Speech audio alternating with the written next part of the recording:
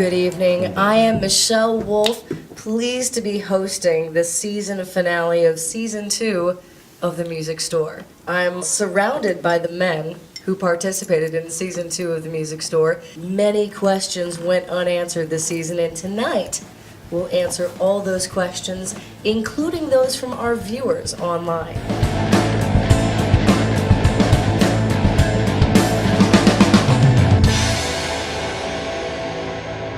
Season 2 was defining in many ways. Striking flaw. There is some chronic lateness going on. But the chronic lateness, and Paul, I will direct this to you, as the manager of the music store, how do you tolerate that sort of chronic disrespect? What, that Paul was like squirming in his pants when Michelle asked him about like being late? Yeah, it was uncomfortable. So it's acceptable to work at the music store and be chronically late? No, I got a plan. It's coming. It's brewing. I noticed that there's an empty seat for the reunion show. Someone is late. That would be Joe. Oh, wait a minute. Yeah. Joe. Hold on. Oh, hey everybody. I was harvesting my garden! Just like he did that morning when he came in with the sundries, you know. I loved that. That was one of my favorite things. No one told me any time to be here. Oh. So I had honestly no idea until about less than an hour ago when I called. How could he not know that we were doing that, you know? I just don't get it, because everybody else knew it for weeks. But you didn't know we were doing this at all? I knew we were doing this, but I'd 6 o'clock, no. Joe walks in late because he doesn't know we're doing this, which is a complete lie. So what was enticing enough to actually get you here? Nothing. So Someone give him a shot or something. Someone told him free Jello shots. I thought he was going to hit one of you guys because the camera was right in his face. This is what I find wonderful, because the world gets to see you guys at your best. And clearly, this is the best you got. It was a complete disastrous waste of an hour and a half of my life that I will never get back. You know, a little whiskey, couple beers, gets you feeling good and talking about stuff. Well, I would say without any hesitation that Blaze definitely kind of took it over. I spilt a beer, so everyone got upset about that. You get 2 beers in the guy, and it's like no governor. There's no filter. That was therapy. That's a whole new level.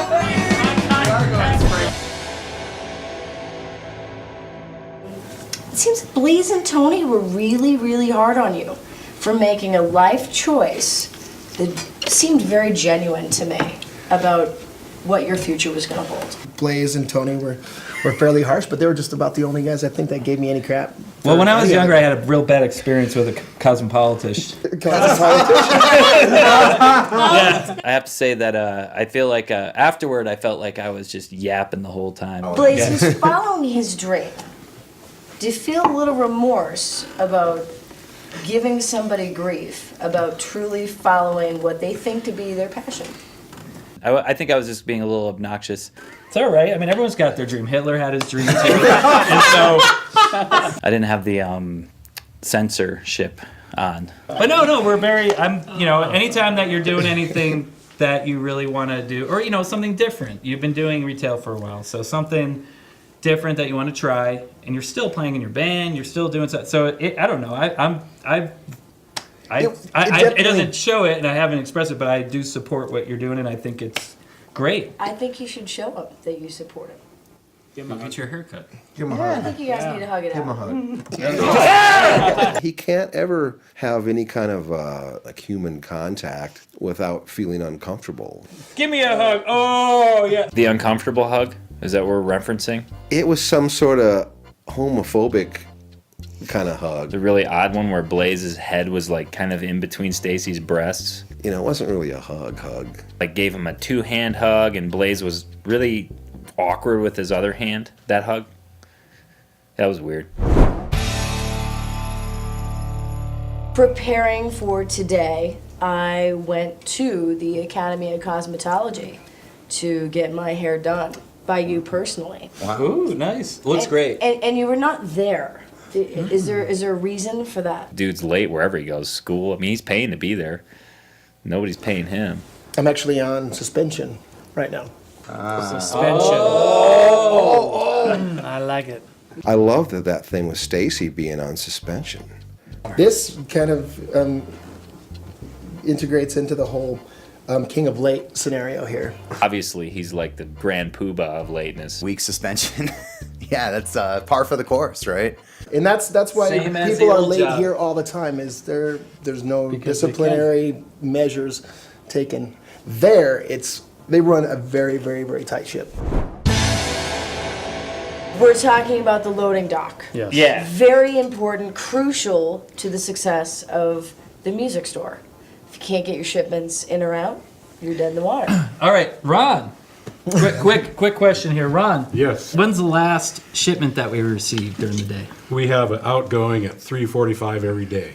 Ron's protective of his loading zone. That's where the freight trucks roll up. Where does he usually park for the outgoing? He parks at the loading dock and gets our outgoing and puts it in his truck and drives away. That day. I don't know. My observation is That like day- he stops in the alleyway, runs You in are and does it. interrupting me. Blaze completely interrupts everybody. He wanted to choke the shit out of Blaze. And then it kind of erupted and attacked Blaze. It was awesome. He couldn't finish what he was saying because Blaze was yelling over the top of him. Well, no. Ron, finish. Let him f***ing finish. Finish. That Ron. day he had to go around your car to get our outgoing. To get like a little package. That's where they come in and drop off his stuff so he can voucher it in, he can make new SKUs. Blaze can't stomp on Ron's territory like that. I mean, it's okay to eat food at his desk, but loading zone? It was like our hallmark moment. Here's something, Michelle. You gotta catch him. These guys actually care about each other. You don't get to see us helping each other out in the store, backing each that's other true. up. Yeah. I would just like to mention how much everyone here really cares about each other and really loves each other. And we do. We got a great count of Blaze for the slow clap. Like he wants to make it okay, and sometimes things just aren't okay, you know. Like if a freaking Hallmark greeting card grew legs, arms, and a head and showed up to the reunion, that was it. I mean, it's all love. It's like I said, it's like it's like Michael Jackson's band rehearsals. You're screwing up, but it's all love. You played that part really wrong. That was really bad, but it's all, play it again. Love, L-O-V-E.